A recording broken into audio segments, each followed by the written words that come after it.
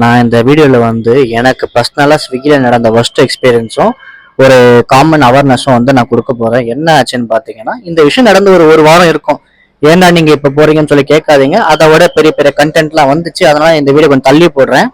இது என்ன விஷயம்னு பார்த்தீங்கன்னா, உங்களுக்கு ஒரு காமனான ஒரு அட்வைஸ் நான் கொடுக்கணும்னா நான் என்ன சொல்லுவேன்னா, நீங்கள் மிட் நைட்டு இல்லை ஒரு 10 மணிக்கு மேலே நீங்கள் ஸ்விக்கியில் வந்து ஆர்டர் பண்ணுறீங்கன்னா தயவு செஞ்சு முன்கூட்டியே பே பண்ணாதீங்க, சிஓடியே போட்டுக்கோங்க.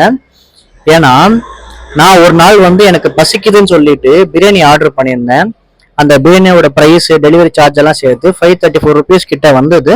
நானும் வந்து எனக்கு பசி இருக்கிற அவசரத்தில் ஆன்லைனில் பேமெண்ட்டே பண்ணிட்டேன். சரிங்களா? அதுக்கப்புறம் என்ன ஆச்சு, டைம் ஆச்சு அவங்க டெலிவரி பார்ட்னரே வந்து அசைன் பண்ணலை.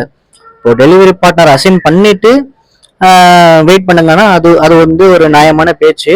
டெலிவரி பார்ட்னரே அசைன் ஆகலை. ½ ஆச்சு, 30 மினிட்ஸ் ஆச்சு, டெலிவரி பார்ட்னரே அசைன் ஆகலை.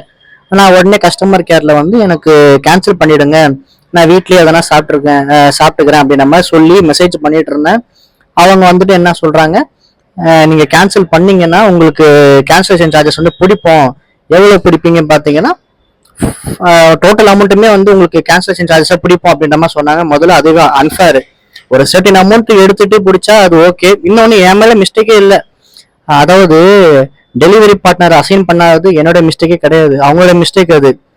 ஓகேங்களா? ஸோ அதுதான் ஃபர்ஸ்ட் அவங்க வந்து அக்செப்ட் பண்ணிக்கணும். அது அவங்க எதுவுமே பண்ணல. நான் ஃபர்ஸ்டே பேமெண்ட் பண்ணதுனால நான் கேன்சலேஷன் இது வந்து ஃபீ வந்து அவங்க பிடிச்சிட்டாங்க.